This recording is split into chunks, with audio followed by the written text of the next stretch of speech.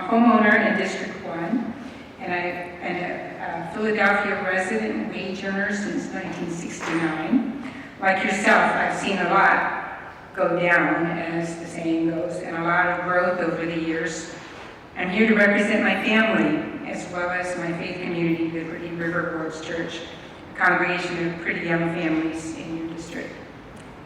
In 1970, I married a talented young man of French-Canadian background. His background also includes bipolar disorder, a fact that plays like a silent additional character in our family history.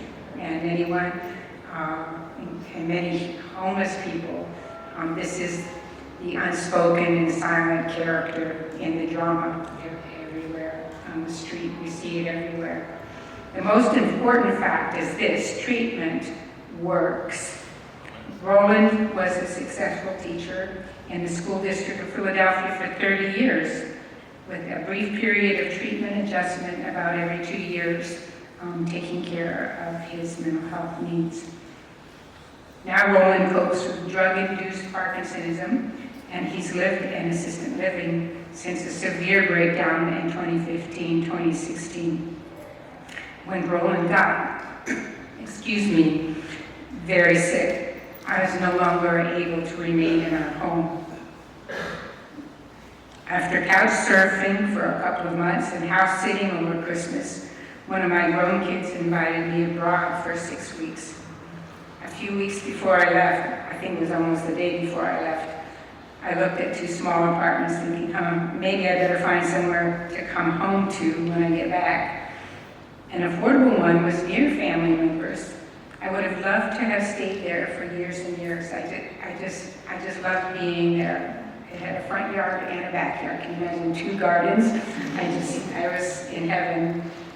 But the rent went up 20% after 1 year, which I couldn't manage. So my housing pilgrimage began all over again until I got the house I'm in now in 2022 with the help of my daughters. One of our sons inherited the bipolar gene and was unable to work after he halted his medications in 2012. This year, my son became my roommate. He is completing a successful year working a part-time minimum wage job as a bus attendant for the school district. He's very, very good at it. He's got those kids in the palm of his hand. How will he be able to get his own apartment, which he desperately wants to do? Nobody wants to live with their mom unless he gets better paid work and more hours. With uncontrolled rent rises in every neighborhood, it is something of a riddle to see where he can live. He's also staring down a defaulted federal student loan. He has everything for a film bachelor's except for his screenwriting course, which he took 3 times and couldn't get through that, which threatens to trigger wage garnishment any minute now. So what would help with this kind of situation? Today's housing fund ballot question, if it passes, would be a step in the right direction. Many are agreed with that. I'm a bit dismayed at the one-size-fits-all thinking about housing in general.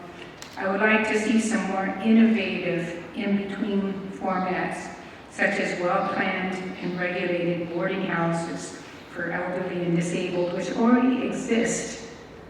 You'd be really surprised if you speak to some of the people who are on the street a lot. They do have a place to go to, but many are under the radar and they're not well regulated and they're not well kept, but a few that I know of are excellent. Co-op housing, which doesn't even hardly exist in most of the United States, can house a lot of mixed income, mixed abilities, mixed age groups, folks, in a very, very sustainable way. It's not even on the list of anything. This is not in my writing, but it's like I'm seeing more and more RVs and trailers pop up around. I don't see any problems around them. I don't know, in rural areas, trailer parks sustain this kind of fringy margin area of just hanging on by the skin of your teeth. So I don't know. I just think we need to think a little bit more out of the box in terms of in-between housing. while people can get themselves sorted out and feel a little more decent and clean and respected. In the wish category, this is very personal, would be deeper planning and funding for public mental health services, well connected with large, reputable, comprehensive health systems. And again, as we already mentioned, we alluded to the current regime keeps popping in my mouth. I can't think of the right word, but government.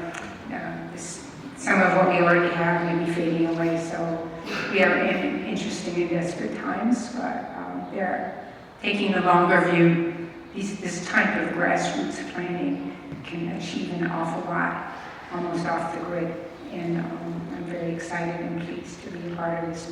Thank you.